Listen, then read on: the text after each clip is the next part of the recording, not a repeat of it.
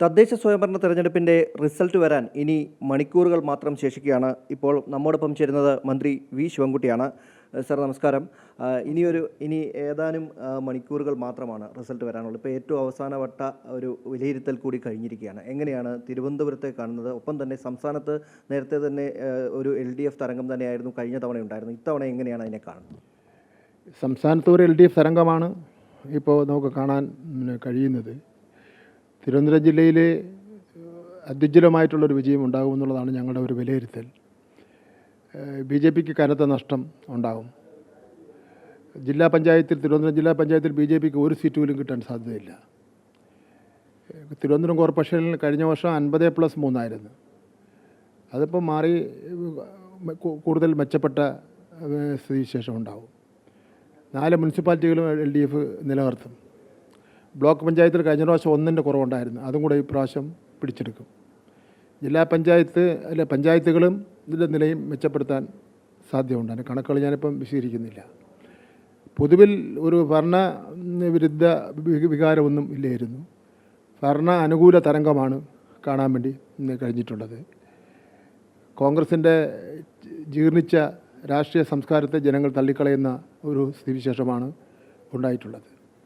BJPയുടെ കേരള വിരുദ്ധ കേന്ദ്ര നിലപാടും നമുക്ക് ഈ തെരഞ്ഞെടുപ്പ് അനുകൂലമായി വന്നിട്ടുണ്ട്. ഒരു പ്രധാന കാര്യമുള്ളത് ഇത്തവണ തെരഞ്ഞെടുപ്പിൽ ചർച്ച ചെയ്യുന്ന വിഷയങ്ങളിലേക്ക് വന്ന സമയത്ത് ഏറ്റവും അവസാനത്തേക്ക് വന്നത് രാഹുൽ മാങ്കൂട്ടം ഉൾപ്പെടെയുള്ള വിഷയങ്ങളുണ്ട്. സർക്കാരിനെതിരെ ശബരിമല വിഷയങ്ങൾ ഉൾപ്പെടെയുള്ളവ ചർച്ചാ വിഷയങ്ങളായിരുന്നു. ഒപ്പം തന്നെയാണ് ഈ പ്രശ്നങ്ങളൊക്കെ നിലനിൽക്കുന്ന സമയത്ത് പോലും ഇന്ന് രാഹുൽ മാങ്കൂട്ടം കഴിഞ്ഞ ദിവസം ഒരു വെല്ലുവിളി പോലെ വന്ന് വോട്ട് ചെയ്തു പോകുന്നൊരു സാഹചര്യമുണ്ടായി. അത് മുൻകൂർ ജാമ്യമടക്കം നേടിക്കൊണ്ടുള്ള ഒരു നിലപാടായിരുന്നു. അത് ഭരണകൂടത്തെ വെല്ലുവിളിക്കലാണ്, കോടതിയെ വെല്ലുവിളിക്കലാണ്, കേരളത്തിലെ ജനസമൂഹത്തെ വെല്ലുവിളിക്കലാണ്, മാധ്യമങ്ങളെ വെല്ലുവിളിക്കുകയാണ്. കേരളത്തെ മൊത്തം വെല്ലുവിളിച്ച വില കുറഞ്ഞ ഒരു അഭ്യാസ പ്രകടനമായിരുന്നു രാഹുലിൻ്റെ ഉണ്ടായിട്ടുള്ളത്. അത് ആ അഭ്യാസ പ്രകടനം പതിവ് പോലെ അദ്ദേഹത്തിന് മാത്രമേ ചെയ്യാൻ വേണ്ടി പറ്റുള്ളൂ. അത് അദ്ദേഹത്തിന് മാത്രം ഉള്ളതാണ്. ഈ രാഹുലിനെ കണ്ടെത്തുന്നതിൽ പോലീസിനൊരു വീഴ്ച സംഭവിച്ചിട്ടുണ്ട്. എങ്ങനെയാണ് അത്? പോലീസ് ഒരു കണ്ടെത്തൽ ഏതെങ്കിലും ഒരു ചെറിയൊരു കാര്യം ഒരു കാര്യം വെച്ചുകൊണ്ട് അത് വീഴ്ചയെന്ന് പറയാൻ വേണ്ടി പറ്റില്ലല്ലോ. അത് ചില കാര്യങ്ങളിൽ എത്രയും വേഗം തീരുമാനം ഉണ്ടായെന്ന് വരും. ചില കാര്യങ്ങൾ ചിലപ്പോൾ പല കാരണങ്ങൾ കൊണ്ടും ചില ഒരു താമസം ഉണ്ടായെന്ന് വരും. എന്നതുകൊണ്ട് നിയമത്തിൻ്റെ മുന്നിൽ കൊണ്ടുവരുന്ന കാര്യത്തിൽ എന്തെങ്കിലും വീഴ്ച ഉണ്ടായിട്ടുണ്ടോ എന്നുള്ള കാര്യം മാത്രം പരിശോധിച്ചാൽ മതിയാവും. പ്രധാനപ്പെട്ട ഒരു കാര്യമുള്ളത് BJPയുടെ എക്സിറ്റ് പോൾ ഫലം പുറത്തു വന്നിരുന്നു അന്ന് ഇലക്ഷൻ്റെ സമയത്ത് തന്നെ.